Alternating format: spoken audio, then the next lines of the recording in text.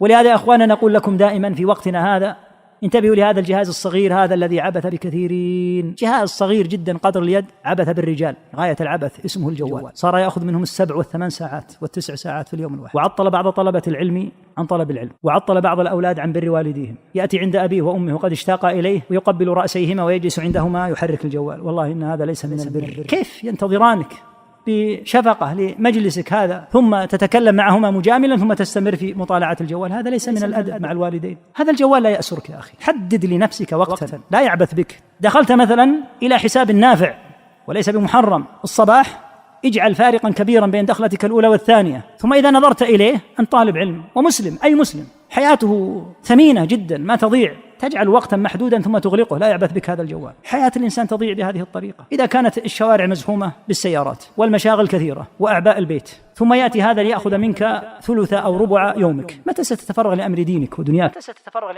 متى ستتفرغ لطاعتك، لعبادتك، لأذكارك؟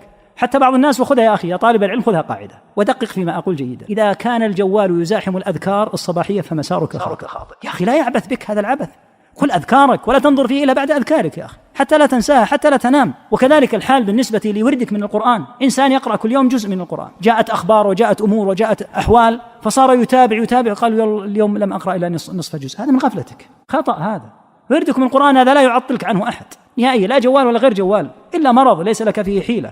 حتى لو سافرت يا أخي اقرأ من حفظك، حتى لو أتيت إلى طبيب خذ معك المصحف، أو حتى إذا كان في الجوال أو غير المصحف اقرأ. لا يعبث بأعمارنا هذا الأمر. هذه أنفاس وأوقات وأيام محدودة ونمضي من الحياة. يبني الإنسان في الميزان ما يجده بإذن الله تعالى في تثقيل حسناته. أما أن تضيع أعمار طلبة العلم بهذه الطريقة هذا مسار خاطئ يا إخوة. الحقيقة أنه فتنة، وأنه عبث بحياة الناس عبثا عجيبا، ولم يعبث بهم سلطان قاهر ولا أحد كبير. جهاز صغير يعبث بحياة الإنسان، حتى وهو يقود السيارة ينظر فيه، حتى وهو في المسجد يتأمله، حتى وهو عند والديه ينظر فيه، حتى وهو يقول أذكار يقول سبحان الله وبحمده ينظر فيه. أي ذكر هذا؟ أي ذكر تذكر الله تعالى وتدعو الله اللهم اغفر لي وأنت تنظر فيه؟ كيف القلب سيجتمع القلب مع اللسان؟ القلب أصلا يصاب بالغفلة ويعرضك الشيطان لعدم الخشوع في القرآن ويبعدك عن التركيز. كيف تأتي بمثل هذا؟ حتى بعض الناس يقول أذكار سبحان الله وبحمده وينظر في الجوال. ليس هذا من أدب الذكر يا أخي.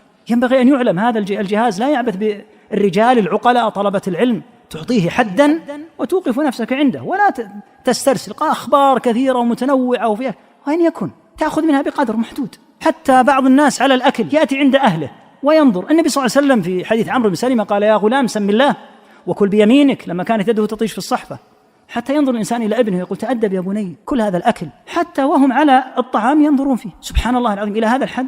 ولهذا تعرف أن الفتنة أنواع، وأن من الناس من يفتن بمثل هذا. 7 ساعات ستمضي في جوال و7 ساعات ستمضي في نوم، كم يبقى من عمرك؟ أتدري أن العمر إذا ذهب منه 8 ساعات في اليوم، إذا ذهب 8 ساعات في اليوم نوما، والنوم لا بد منه ولا أحد يلومك على النوم. أتدري كم عمرك في 30 سنة؟ 20 سنة، والثلث راح نوم. لا أحد يلومك أن تنام، لكن سيمضي جزء من حياتك نوما. هذا أمر طبيعي عادي. سيأتي الجوال وسيزاحم النوم ويأخذ 8 ساعات، سيمضي ثلث عمرك في نوم وجوال.